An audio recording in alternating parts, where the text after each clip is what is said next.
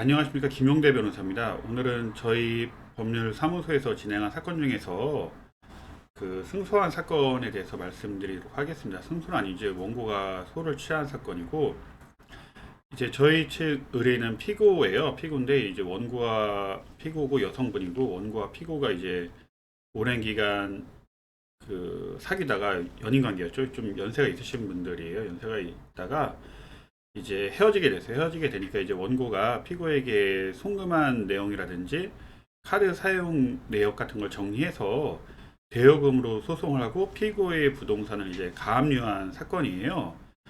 그렇게 하면서 이제 뭐 협박도 하고 했었는데, 결국은 이제 저희 피고 측이 저를 찾아왔고 이제 대리를 했습니다. 근데 이제 그 정확히 뭐 대여를 했다 그런 내용은 없었어요. 그런 확정적인 증거는 없는 상태에서 단순히 송금 내역이라든지 뭐 카드 사용 내역이라든지 그 밖에 이제 뭐 몇몇 대화 내용 그런 거밖에 없어서 저희 측이 이제 적극적으로 대응을 했고요. 그래서 소송이 진행하다가 결국 이제 그 원고가 소를 취하하고 가압류까지 이제 해제를 하고 이제 저희가 최종적으로 소송 비용까지 청구를 한 사건이에요. 이제 원고 소가가 4,800이었으니까 4,800을 청구했으니까 저희가 소송 비용을 한 440만 원을 원고로부터 받을 수 있었죠. 보통은 이런 소송이 굉장히 많고요. 근데 저 같은 경우는 이제 남자 측도 대리를 하고 여성 측도 대리를 하고 돈 준 쪽도 대리를 하고 돈 받은 쪽도 대리를 많이 하는데, 보통은 명확한 증거가 없는 경우가 많습니다. 명확한 증거가 없는 경우에는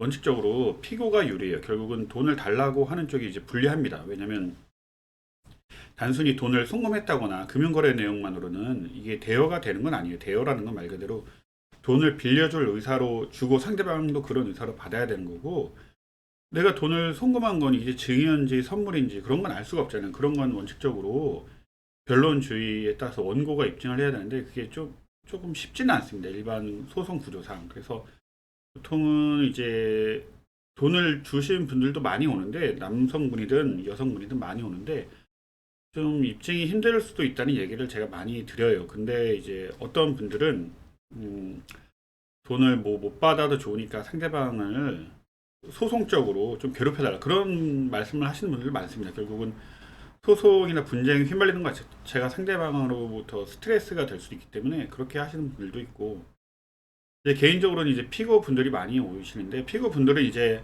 원고가 제출한 증거라든지 이제 원고가 제출한 뭐 송금 내용만으로는 안 되고 이제 대화 내용이 이제 캡처해서 증거로 제출되는 수가 있잖아요. 뭐 카톡이라든지 아니면 뭐 다른 뭐 인스타그램 메시지라든지 그런 거는 결국 이게 신빙성을 탄핵해야 되는 문제가 생깁니다. 이게 내가 돈을 갚을게라고 했다고 하더라도 이게 결국 어떤 금액에 대한 차용의 인정이고 어떤 금액을 어떻게 갚겠다는 건지 구체적인 설치가 되지 않는 이상 법적인 효력을 갖기까지가 그 넘어야 할 산이 조금 많아요. 그래서 피고 입장에선 솔직히 조금 쉬운 소송일 수가 있어요. 그걸 적절히 분석을 해서, 물론 당사자가 본인이 그걸 분석해서 하긴 어렵겠죠. 그걸 했다가는 잘못 말을 했다가는 어느 정도 일부 책임이 인정될 수가 있으니까. 그래서 이거는 뭐 법적인 책임의 인정보다는 도의적인 책임의 인정으로 흘러가고,